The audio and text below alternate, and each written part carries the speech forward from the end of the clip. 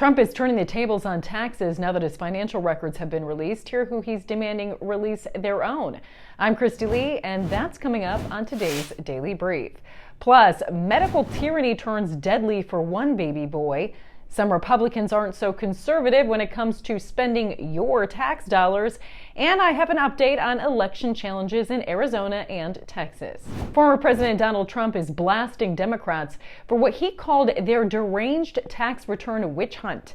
Breitbart has exclusively obtained his response. In an outrageous abuse of power, the radical Democrat Congress illegally obtained and leaked my personal tax returns, which show only that I've had tremendous success. It's been an amazing period of time. The seizure of these confidential records was completely unconstitutional. There is no legitimate legislative purpose for their action. And if you look at what they've done, it's so sad for our country. Although these tax returns contain relatively little information and not information that almost anybody would understand, they're extremely complex. The radical Democrats' behavior is a shame upon the U.S. Congress. This precedent must now be applied to the corrupt Democrats themselves. The new Republican House should immediately obtain the financial records of Joe Biden and his entire criminal enterprise. Plans are already in the works to obtain some of Biden's financial records. Last month, Rep. Jamie Comer, who is set to chair the House Oversight Committee in the new Congress, announced that he intends to open an investigation into Biden on a number of potential violations, including wire fraud, tax evasion, and money laundering. Trump has come under fire recently from evangelicals for hosting an LGBT gala put on by the Log Cabin Republicans, an LGBT group. FRC President Tony Perkins says while they celebrated the congressional codification of same-sex marriage in the Respect for Marriage Act, evangelicals and other social conservatives were grieved. Perkins called it a dark day for religious freedom.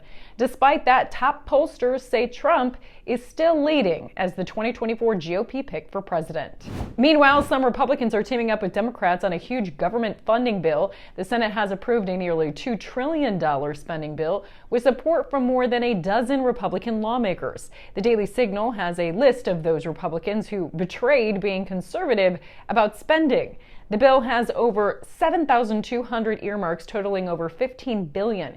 It includes $45 billion more for Ukraine and NATO allies and billions for increased January 6 prosecutions. A baby boy dies from a blood clot after a hospital refused a non-vaxxed blood transfusion. But now that hospital is denying he was ever there.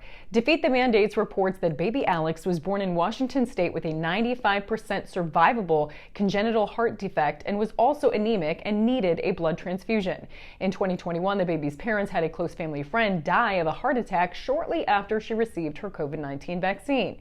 Because of their experience, they wanted to make sure baby Alex had unvaccinated blood for his transfusion. They found a match through a member at their church and paid to have the proper protocol take place for Alex to receive that donor's blood. But when it came time for surgery, the Sacred Heart Children's Hospital claimed it lost that blood donation. So without the parents' consent, they took blood from the hospital's general stockpile. Shortly after the transfusion, baby Alex developed a large blood clot and died in less than 2 weeks. The FDA and CDC have acknowledged the occurrence of heart disease among COVID vaccine recipients.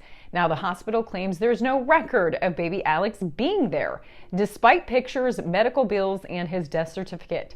Meanwhile, the Canadian government is telling kids they'll be on Santa's naughty list if they don't do what the government says. I always tell Santa to make a list and check it twice. 1, stay up to date on your vaccinations. 2, wear a mask in crowded indoor places and make sure it fits nice and snug. 3, wash your hands to the tune of jingle bells, jingle all the way.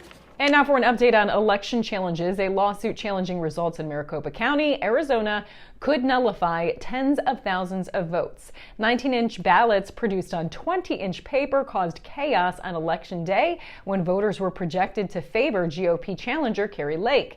The 1-inch discrepancy caused a mass rejection of votes, according to a cyber expert. Is there any way, in your opinion, for a 19-inch ballot image to be projected on a 20-inch ballot by accident? No, sir. Why not? Because the settings and the configurations and the procedures that are used cannot allow that. These are not a bump up against the printer and the settings change. There are security configurations. I've reviewed the evidence, and the printers are configured via script, which by any large organization that has to do multiple systems is a standard. This takes away the human error of somebody miscoding in the instructions either on the printer.